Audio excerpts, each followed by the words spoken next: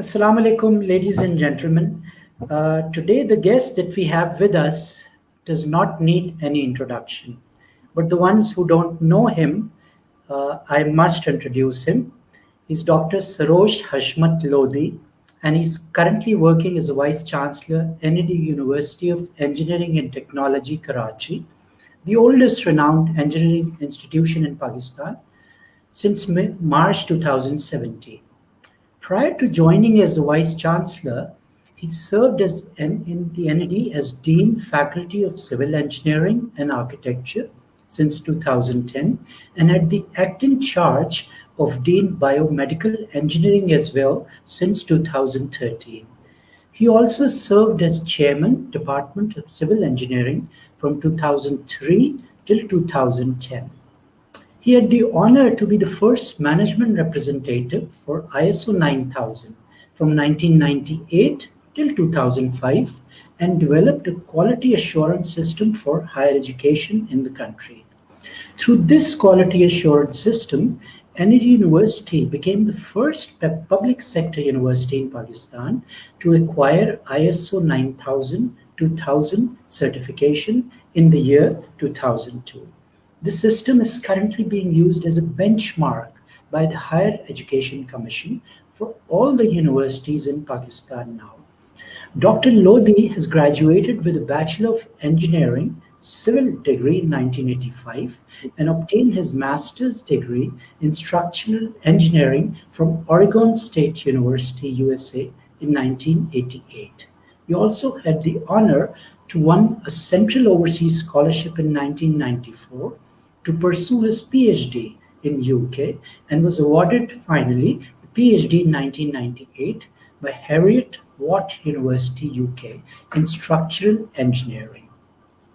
Dr. Saab in March 2019 also won the Presidential Award for Pride of Performance to recognize his services in the field of education, particularly in the field of civil engineering. So I think now let's welcome Dr. Hashmat Lodi and let's hear from him directly as to what he's gone through in his life, in his celebrated career. Dr. Saab, thank you so very much for joining us today. The floor is all yours, sir. Thank you, Sheikh Saab. Thank you very much, and I'm really humbled with the introduction that you have given. All I have been doing is to work very honestly and fulfill my professional commitments. And I must admit that I'm one of the very blessed people in this world who has been given a lot of reward by Allah Ta'ala, Alhamdulillah. And but there is no life without failures. And when I found out there is this failure festivity that you and some of your colleagues are doing, I thought it's a wonderful opportunity to actually not only share your failures but actually see how to come out of them and what are the way forward. But before I start, I want to mention one of the sayings by Hazrat Razi Allah Ta'ala anhu, Hazrat Ali Razi Allah Ta'ala anhu, and he said that I have uh, found my God through by looking at the failures of my plans. So that's what it is. God has different ways of doing things, and man may have some different ways. So to be very honest, in my personal opinion, no failure is a failure unless you make it a failure, when you decide to fail. One of my colleague and I, when he and I were doing PhDs at the same time, he was a little senior to me, and he had to appear in an examination for his PhD, the final examination. And the first question the external examiner asked, any failures? And he did some very extensive experimental work. And he said, no. Obviously, any student would not say that I've encountered failures during my studies. And he said, no. And the instant reaction of his external examiner was, how unlucky. There are wonderful opportunities to learn from failures. And but obviously, sometimes one has to pay the cost of the failures as well. But the quicker you come out of them, the better it is. I've been very lucky and blessed. I would like to particularly talk about one small hiccup and failure that I went through. But had I not made a right decision at the right time, probably I would not have been here. That was the turning point in my life. 1986, after graduation from NED University, I worked for a while with a consulting firm in Karachi. And then I got an admission at Oregon State University. I was cited. I finally went looking at the I-20. The last date was mentioned. Some last date was mentioned. And I made my booking and I flew to the place. And that place was relatively remote, so there was a long haul from Pakistan to Istanbul, and from Istanbul to Seattle, and then the bus ride to Corvallis. And I was supposed to go there. This was my first plane ride in my life. So, I was exploring, very excited. The moment I stepped outside the plane, I realized as if I was moving in an English movie. You know, because at that time, some 30 years ago, uh, our exposure to US was not as much as it is today. So seeing different kind of people around me was a completely different experience and a little shocking too. And I was feeling a little insecure. Anyway, finally I made it to the university, went to the registration desk, and I was told that today is the last day of registration and the classes have already started 2 weeks ago. And I was really shocked. Anyway, since I was a good student all my life, I thought, I should go and cope up. So I immediately went to the Department of Civil Engineering and met the chair of the department. I told him that I didn't know because the date was mentioned that way, and I started my classes. 2 3 days later, and then I went to a system where there was a quarter system. So the entire section was 10 weeks. And in 10 weeks, if you lose out 2 weeks in a different turf, in a different environment, a homegrown child, I was not a small child, I was 23 probably. So, but was never left home, feeling insecure, feeling homesick. After struggling for a week, I decided to go back. And I took the plane and came back to Karachi. And then during my flight back, I had made my mind that I will never go abroad again. I will never decide do any of their masters. I've already wasted money, my father's hard-earned money. So I would rather stay home, and I have an engineering degree, so I'll make a career out of my engineering degree. Even though I always wanted to be a teacher all my life, I decided to be a teacher when I was in grade two. But my dreams were shattered, and I was a little embarrassed. Landed at Karachi airport. My father was there to pick me up. Came home, and then they kept on asking me what happened. Now, when I look back at the situation, I think I was in a haste, and I was a little timid. I should have stayed back. But that time I had no other option. I thought I'm making the right decision. So I came back finally, and I told my father that I'm not going to go back. My father was also a professor, and he has been counseling students all his life, so he knew how to handle it. And he never pressurized me to go and find a job from the next. He said, "All right, since you're back, take your time." So one fine evening, and my mother was against me at that. She said, "All right, fine, he had it. He doesn't want to go. Don't disturb him." But my father once sat down with me and he said, "You see, I am in good shape. I'm still working. You have plenty of opportunity. Failures should not stop you from moving forward. You have a dream to be a professor yourself, and you cannot excel in academics unless you have higher education. And I would insist that you should go and explore again." And it took him a while to convince me. And then, obviously, over a time, I realized that there was some mistake at my end as well. So I finally decided to go back and join the fall semester. Actually, I went into a spring semester, and that was not the right time to go. And it was a spring quarter which started in March. So that was not the right time to go. I went back.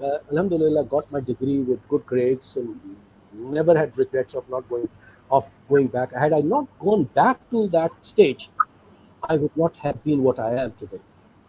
And I'm thankful to God that failure in my life has become a turning point. Not only for me, but I give this example to all my students that the vice chancellor or the dean or the head of the department, with mashallah so much of illustrious career, had failures too in academics. And so you have to be brave enough, you have to have courage to face the failures right on face. and avoiding failure is not an answer to this life. So now I have also, you know, explored my God by looking at the failure of my clients. That's all I have to say. Sure. And how would you define success now? Success is something that satisfies you, that satisfies you from inside. Success is not the growth in the professional career. Uh, yes, some element of success has is related to the position that you acquire, but to me, self-satisfaction and sense of accomplishment is success, where you are in a position to give rather than take. And one must prepare ourselves to actually be a successful person in giving people. And that's as a teacher, that's what I've learned. To me, success is nothing but giving away as much as I can. So giving away the knowledge that you have gathered all these years, right? That That's it. gives you self contentment, I would say. Indeed, indeed. And then you get a lot of return in your when you are giving away, there is huge award and reward to your success. And that's what I call success. I was traveling and I was at Kathmandu airport and I was with my father. And as I told you, my father was also a professor. Somebody in a PIA uniform approached my father and asked him, "Are you Professor Lodi?" And he said, "Yes." And he was excited. He was in his 50s. And he said, "Sir, I was a student at that time, and all of a sudden, we were upgraded to first grade. VIP lounge was open for us because he was the PIE station manager there."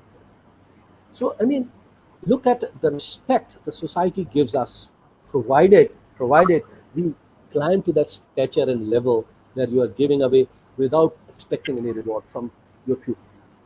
Sure. But I would say that requires a lot of patience also, perseverance and patience, and not Indeed, expecting indeed. from people, right? You see, any respect would require patience. You cannot earn respect overnight. People do respect you because of your position, because of your authority, but that is not sustainable.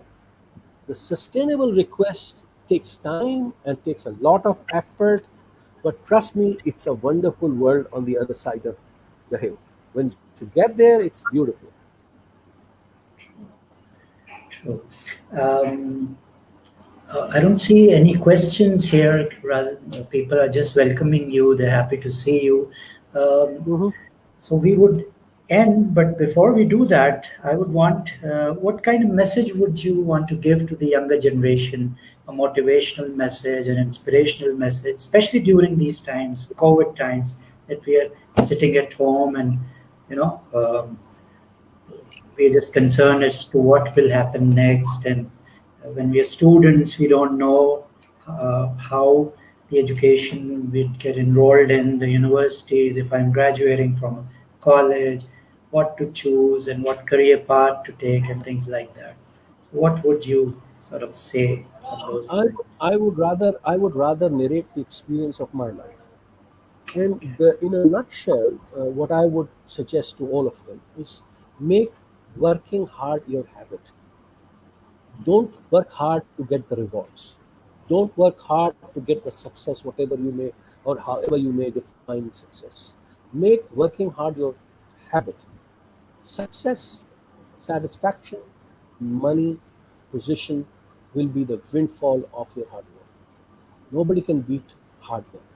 Nobody can beat sincere hard work. That's the key to way forward. You become indispensable in your organization, in your family, among your peers, among your friends, if you work hard. And people trust you and rely you. And I don't really believe that this. Yes, you can get some rewards by sifarish, by some other things, but sustainable growth and respect in the society can only come through working hard. The times that we are going through are very difficult times in this world, in this time, because every day is a Sunday for students, especially young kids. And staying home, staying up late, spending time on Instagram, Facebook, and sleeping all day is not going to help you. The problem which I see in the current situation is that these kids are becoming more and more isolated. To them, they are confined to themselves. And when they're confined to themselves, in the long term, the patience for to tolerate others in your life becomes more and more difficult. And I wish I'm wrong, and I hope I'm wrong, that in the long terms, these kids may have problems in their interpersonal relationship and handling, especially their life partners, if they do not have the tolerance. So I would request all the people who are living, especially the younger people, that no matter how important it is to social distance, but you can still remain connected with your friends and family, and in other ways rather than the social media. Spend less and less time in social media. Try and call people. Try and talk to them. Try and develop the patience to listen to the ideas. This is the time of investing in yourself and soul searching, and try and make the best use of this time. Beautifully said, Doc Saab. Thank you so very much for your time. I'm sure you had a busy day today, and thanks again for joining us and giving these beautiful messages to, especially to the younger generation. It was a pleasure Pleasure. having you, sir. It was a pleasure. You Same take here. very Thank you. good care Thank you of very yourself. much. Allah Hafiz. Thank you. Allah Hafiz.